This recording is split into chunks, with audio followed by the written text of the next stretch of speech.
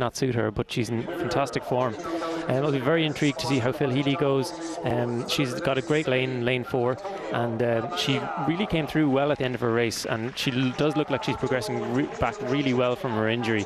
So I mean, it's going to be a tough race. Ashley Nelson, another quality athlete, and Peyton Chadwick. I mean, there's some very good athletes in this race. It's very, very open. But for an Irish perspective, we'll really be just looking at seeing how Phil gets through this and hoping that she approaches her fantastic time of last year.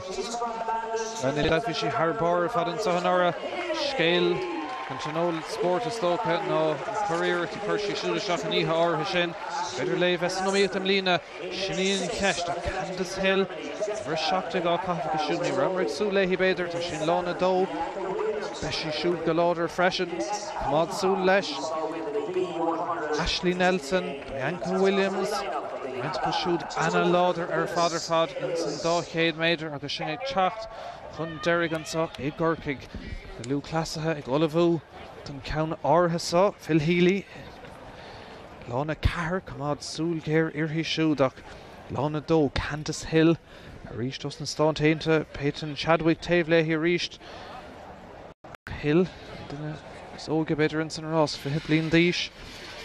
Like Sulanish, Leshan Toos, Inson Ross, Dachade Major, Conelica, Furfagamad and Count Orhisha, Beshe Simon, Nora Kassashid, Keveg in Ulster, Toos Rezuntanshin, Curhile Healy, Egan Ross Orhisha, Fader Leahy, a Vesanomi of Todd Shurinish, New Kahar, Lauder, Ochlana Do, Kamad Sulanshin, or Candice Hill.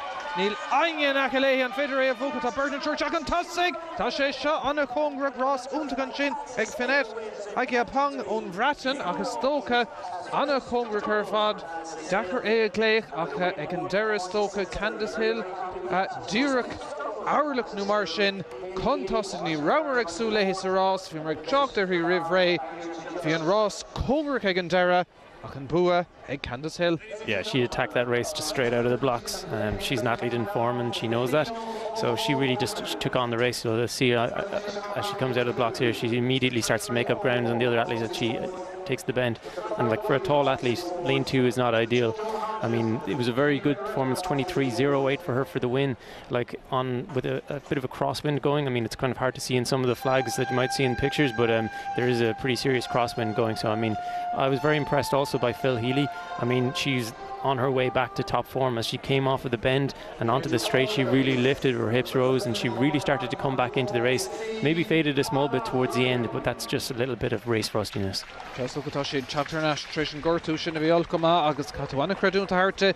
Ho topic is the Toshi Tug her Nash Murder to Shin Brian Candice Hill Shindu Classy in or Graham Fail her Toshi Harbor Fad Fihatri Punkanod Shakta Kishu Bertrand Vratten in Santarna Agus a Triowad Ashley Nelson's Tarnod Agus Finet Agia Pong in some Triowad Ganak Punkanod Do second Ider and Mertica showed Candice Hill Shinny and Bootor Anna Ross or Fad Ritica showed Bua Tilta Egandera.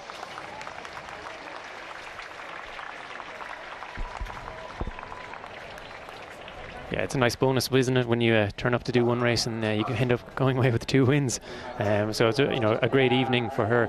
I mean, a lot of the athletes have spoken about how good the crowd has been here and how loud they've been for I mean, relatively modest-sized grandstand. I mean, the noise that's been coming out of them has been fantastic.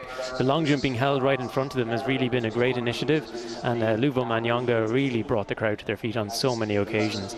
I mean, it really has worked out so well, and he put in a great performance. I'd said at the start of the bill that I was really interested to see him, and we had a box seat, like watching him land into the pit in front of us and the sand explode in every direction.